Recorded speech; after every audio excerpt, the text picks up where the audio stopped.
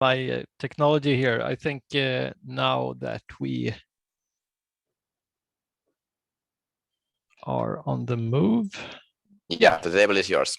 Yes, great. So you just go to the first slide, Jonas. I think that's the last one. yeah, that's the last one. That's true. Yes. Okay, good. Well, thank you, everybody. I'm going to provide a little bit of context for two book projects that we're going to talk about. Then I'll hand over to Jonas to talk about one of them, and then it will come back to me to talk about the other project. These projects occur in the series, which are highlighted on the screen. So this is a series that's been negotiated with Springer. Contemporary Issues in Technology Education is the title of the series. And the first book that we did in the series was the first one on the top left there, The Future of Technology Education in 2015.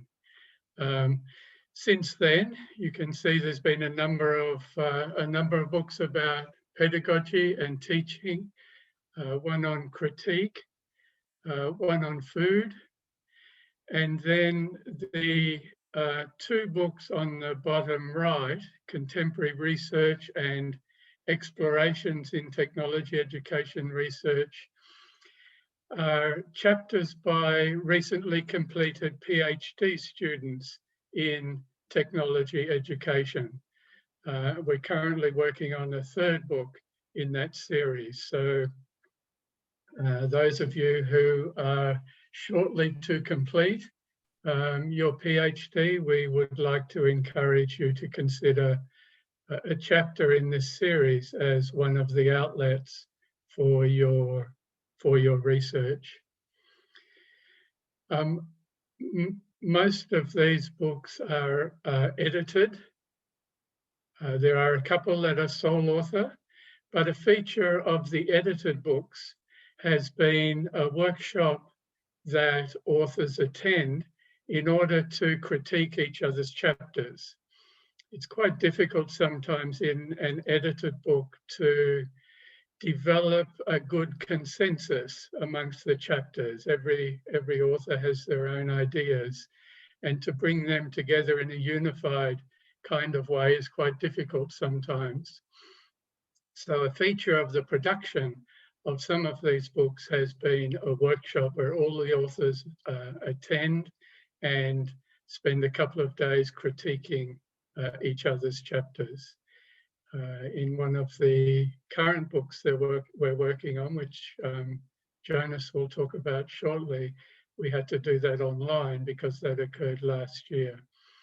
But we hope to get back to face-to-face workshops. In terms of the series, Mark de Vries and myself are the editors of the series, and then the individual books are written by various authors. So that's the context for the two projects that we want to talk more specifically about. And I'll hand over to Jonas now to talk about the one related to systems. Thanks, Jonas. Thank you, John. Yeah, that's my theme this year, technological systems. So this book that we're working on, me and John, right now is called Teaching and Learning About Technological Systems, Philosophical Curriculum and Classroom Perspectives.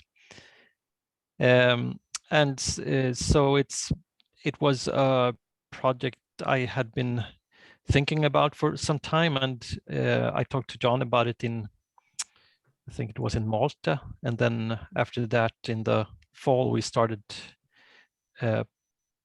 contacting authors and preparing and so on. So it generally takes some time for a book from its inception till it's published, but we anticipate publication of this book in late 2021 or early 2022. And the thing about technological systems that we address in this book is that they have partly different characteristics compared to single objects, and are generally more difficult to understand. And also, society is increasingly becoming a society, a systems society, quite simply, with a lot of systems all over the place, from the systems you have in your home. Yesterday, I had problem with my home heating system, and I had to have a technician coming this morning to help me with that. I mean, even the systems you have close by in your home, they are so complicated that it's, unless you're educated on that particular system, you can't deal with it, except when it's rather simple things. And then you have the local systems and you have global systems. So it's becoming a system society. So, and that's important to address for technology education. It's important from the point of view of technological literacy. So the book deals with teaching and learning about technological systems. And the overall aim of the book is to describe, analyze, and synthesize contemporary research on technological systems in technology education, but also in related areas, in STEM education, specifically biology education. We have a chapter comparing technology and biology education concerning systems.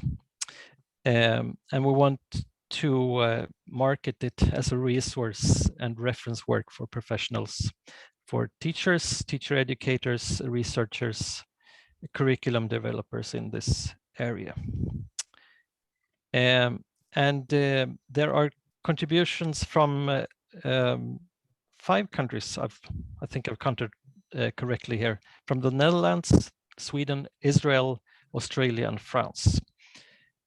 So if you look at the field of technological systems education, so to speak, I think those are the main research groups in those countries that deal with or do this kind of research. So if you look at it a little bit on the content of the book, we've divided it into 3 parts. The first part is called the Foundations of a Technological Systems Philosophy.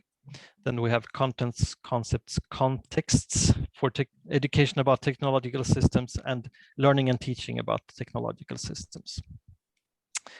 And if you look at the previous research here, there's been some on the technological systems philosophy, not so much on more curriculum issues concerning contents, concepts, and contexts. That is, what is it about systems that we need to learn? It hasn't been researched so much. And then we have finally learning and teaching about technological systems that has, in recent years, maybe the last 10 years, been more and more researched. So the previous research here is quite varied. But with the book, we want to summarize the prior research and also contribute with new research. So especially in the middle part there, we have some new contributions that will also add new perspectives, but also in the other parts also, of course.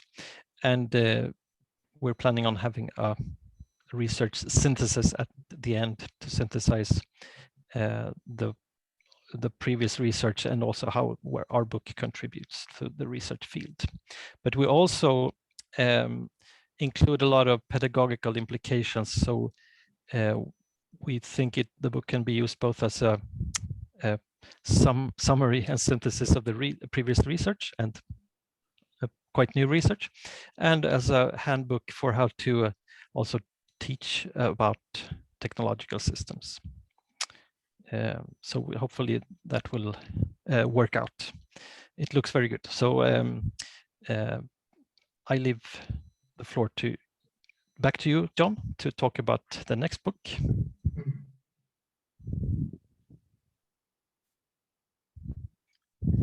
Thank you, Jonas. I wanted to mention this book project because I think it's really interesting and quite exciting.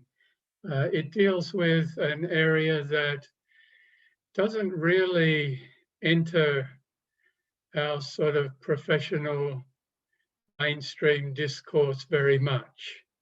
It's a little bit on the periphery, but I think it shouldn't be that way, and it shouldn't necessarily be the case. So this book has a focus on Indigenous technology knowledge systems education. 10 minutes. In many countries, sorry? 10 minutes. Okay. In many countries, Indigenous IKS, Indigenous technologies, Indigenous knowledge systems are enjoying a resurgence of interest and research interest. But in terms of technology education, it's a sort of a subset of that genre. But I think it's really appropriate and something that is good for all of us to think about. I'm really speaking for the main editor here, Professor Mishak Gumbo, who's a professor at UNISA in Pretoria in South Africa. Some of you will know him, but his research and practice expertise resides in this area. So the intent of the book is to be transformational in the sense that it brings decolonial and Indigenous perspectives into the technology education context. So some of the authors are technology educators, some are not, and the trick, I suppose, for the book is because it's in a technology education series, we want to relate issues about Indigenous technological knowledge to technology education.